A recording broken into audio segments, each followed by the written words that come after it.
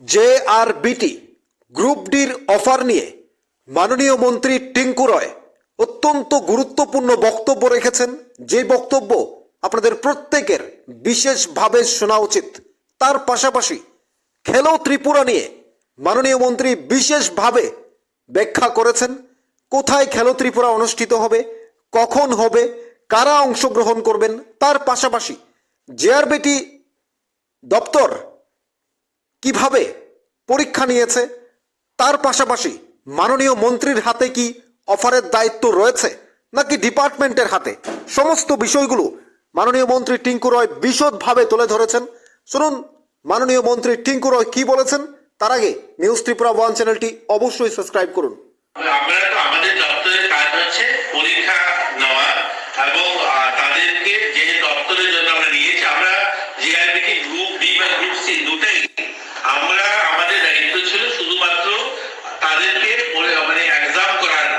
Exam করিয়ে আমরা যে যে দপ্তর আমাদেরকে রিকোয়েশন দিয়েছিল সমস্ত দপ্তরের হাতে আমরা তুলে দিয়েছি। এখন সেই দপ্তর সমস্ত নিজেদের দপ্তর, তারা সেটা কবে তাদেরকে কাজে যোগ দেওয়া হবে সেটা তাদের বিষয়। আমরা আমাদের দপ্তরের কাজ শেষ করে আমরা তাদেরকে সমস্ত দপ্তরের কনসার্ন যে দপ্তরগুলোর জন্য আমরা লোক নিয়োগ করেছি সমস্ত দপ্তরের হাতে হ্যান্ড ওভার করে দিয়েছি।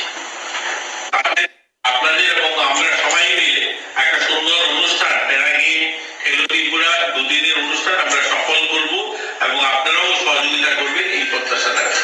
আর কিছু যদি আমরা তো আমাদের দপ্তরের কাজ হচ্ছে পরীক্ষা নেওয়া এবং তাদেরকে যে দপ্তরের জন্য আমরা নিয়েছি, আমরা জেআরবিটি গ্রুপ ডি বা গ্রুপ সি দুটাই আমরা আমাদের দায়িত্ব ছিল শুধুমাত্র তাদেরকে মানে এক্সাম করানো।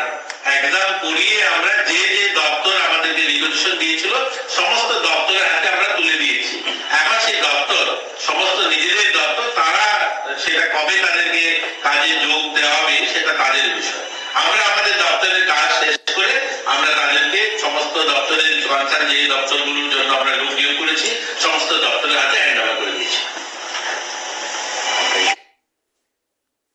বেশি স্টল থাকবে বিভিন্ন লাইন দপ্তরে, মহকুমা প্রশাসন, জেলা প্রশাসনে সহ আমাদের সোশ্যাল ওয়েলফেয়ারের অনেকগুলো ক্যাম্প থাকবে। সেখানে যারা সুবিধাভোগ তারা যেন সেই সমস্ত সুবিধা তারা পায়। আমাদের মাননীয় মুখ্যমন্ত্রী আপনারা সকলে জানেন যে যারা দিব্যাঙ্গ, যারা ভালো মেধাবী ছাত্র ছাত্রী, যারা মাধ্যমিক এবং উচ্চ মাধ্যমিকে ভালো ফল করে তাদের মধ্যেও আমরা কিন্তু 10 জনকে একটা ভালো অ্যামাউন্ট গত বছরও দিয়েছি, এবারও দেওয়া হবে। এটা 24,000 দেওয়া হবে যারা মাধ্যমিকে এরকম দিব্যাঙ্গ ভাই বোন যারা 5 জন, যারা এই 24,000 টাকা দেওয়া হবে। উচ্চ মাধ্যমিকে যারা 5 জনকে 54,000 টাকা করে দেওয়া হবে, যারা টপার নাম্বার থাকবে তাদেরকে ইউআইডি কার্ড দেওয়া হবে।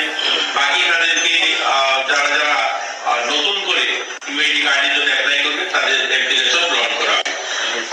খেলাধুলার মধ্যে প্রায় 14টা গেম সেখানে অনুষ্ঠিত হবে।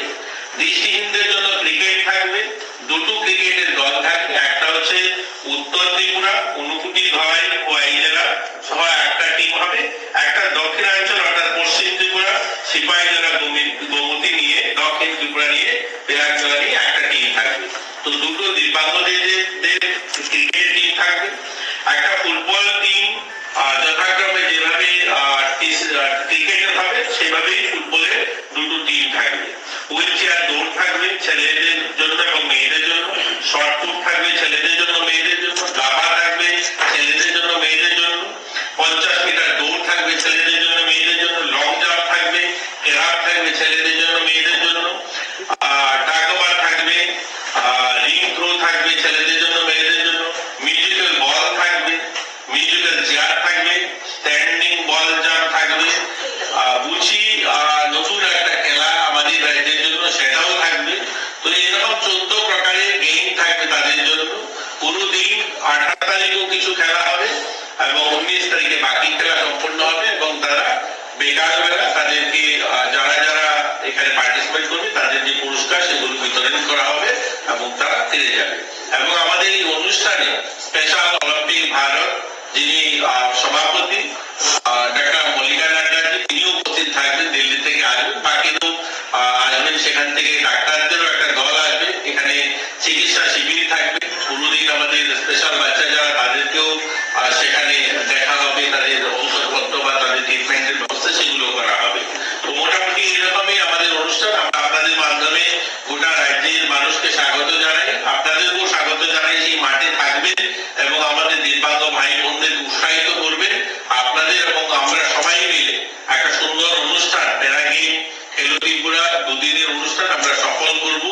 এবং আপনারাও সহযোগিতা করবেন এই প্রত্যাশা রাখছি। আর কিছু যদি আমরা তো শুনলেন মাননীয় মন্ত্রী টিঙ্কু রয়, তিনি অত্যন্ত গুরুত্বপূর্ণ কথা বলেছেন। সমাজ কল্যাণ সমাজ শিক্ষা দপ্তরের আন্ডারে খেলো ত্রিপুরা গেম অনুষ্ঠিত হবে, যেখানে সমস্ত রাজ্যের দিব্যাঞ্জন যারা রয়েছেন তারা প্রত্যেকে সেখানে অংশগ্রহণ করতে পারবেন এবং প্রত্যেককে সেখানে আমন্ত্রণ জানানো হয়েছে। আগামী 18 এবং 18 তারিখ দিল্লি থেকে ডক্টর এবং স্পেশাল অলিম্পিকের যে সভাপতি তিনি আসছেন এবং মাননীয় মুখ্যমন্ত্রী নিজেও থাকবেন। আর জেআরবিটি সবচেয়ে আলোচিত বিষয়, জেআরবিটি দপ্তর পরীক্ষা নেওয়ার দায়িত্ব, পরীক্ষা নিয়ে যারা যারা সেই ডিপার্টমেন্টের অর্থাৎ তাদের সিস্টেম অনুযায়ী যারা পরবর্তী ধাপে উত্তীর্ণ বা ফাইনাল মেরিট লিস্টে স্থান পেয়েছে তাদেরকে বিভিন্ন ডিপার্টমেন্টে অ্যালোকেট করা হয়েছে, পাঠানো হয়েছে লিস্ট। এখন সেই ডিপার্টমেন্ট বা সেই দপ্তর কবে কখন অফার দেবে সেটা শুধুমাত্র সেই দপ্তরের সেই ডিপার্টমেন্টের ব্যাপার। সেটা হতে পারে এডুকেশন, হতে পারে স্বাস্থ্য, হতে পারে সোশ্যাল ডিপার্টমেন্ট, সেটা আরডি বা যেই কোনো ডিপার্টমেন্ট, সেটা পিডাব্লিউডি হতে পারে, যেই কোনো ডিপার্টমেন্ট, যে ডিপার্টমেন্টগুলোতে এলোকেট করা হয়েছে, জেআরবিটি দপ্তর থেকে লিস্ট পাঠানো হয়েছে, সেই দপ্তরের অর্থাৎ সেই দপ্তর থেকে সেখানকার আধিকারিকরা কবে অফার দেবে, কবে জয়েনিং দেবে সেটা একান্তই তাদের ব্যাপার। মাননীয় মন্ত্রী টিঙ্কু রয় স্পষ্ট জানিয়ে দিয়েছেন তার বক্তব্যে, মন্ত্রীদের হাতে আর কিছু নেই, তারা তাদের কাজ সম্পূর্ণ করেছে, জেআরবিটি দপ্তর তার কাজ সম্পূর্ণ করেছে।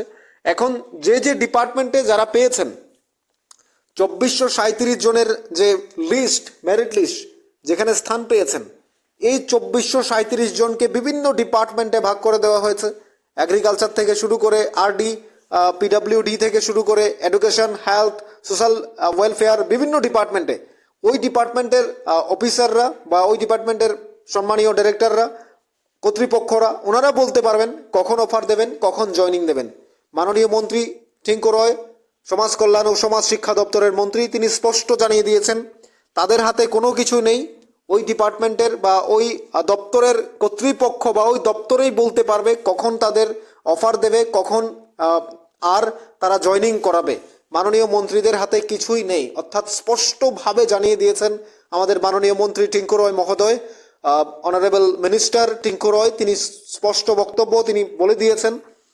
আর আমরা যেটা বলতে চাই যে 4 বছর ধরে অপেক্ষার যে মুহূর্ত সেটা কেটে গেছে অনেক দিন আগেই, রেজাল্ট পাবলিশড হয়ে গেছে। তারপর অনেক আলোচনা, অনেক সমালোচনাকে ঘিরেই আবর্তিত হয়েছিল জেআরবিটি, একটা ঘুরপাক কাটছিল। কিন্তু অনেকে যে সমালোচনার বন্যা বইয়েছিলেন, যে আমরা দেখেছি অনেকেই বলেছেন, অনেক বড় বড় বিশিষ্ট ব্যক্তিরাই বলেছিলেন যে রেজাল্ট আউট হবে না, রেজাল্ট দেবে না সরকার, এটা দুর্নীতি হবে শুধু ভোটের জন্য। কিন্তু আমরা নিউজ ত্রিপুরা 1 চ্যানেল থেকে বারবার বলেছিলাম, যেহেতু রাজ্য সরকার নোটিফিকেশন দিয়েছে, তারা অবশ্যই রেজাল্ট পাবলিশ করবে, তারা অফার দেবে।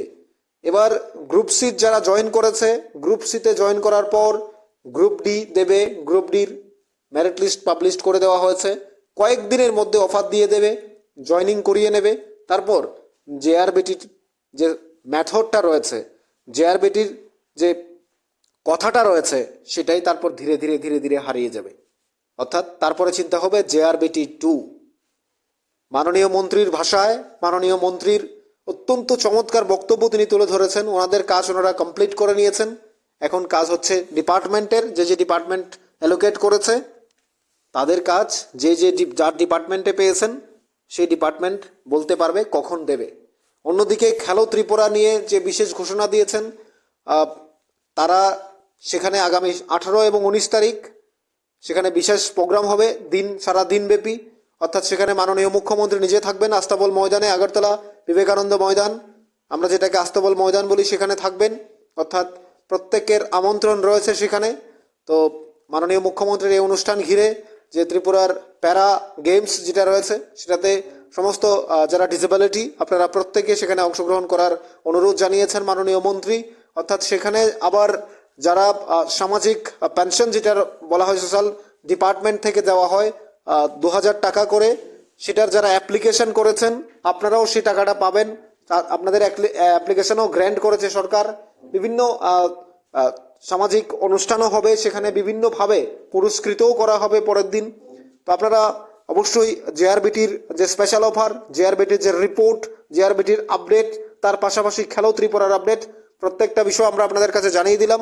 আমরা বলতে চাই প্রত্যেকটা বিষয় আপনারা আমাদের নিউজ ত্রিপুরা 1 চ্যানেলে আপনারা পেয়ে যাবেন। আমাদের চ্যানেলটি সাবস্ক্রাইব করে রাখুন, লাইক করুন এবং শেয়ার করুন। আপনার পাশাপাশি অন্যদের দেখার সুযোগ করে দিন।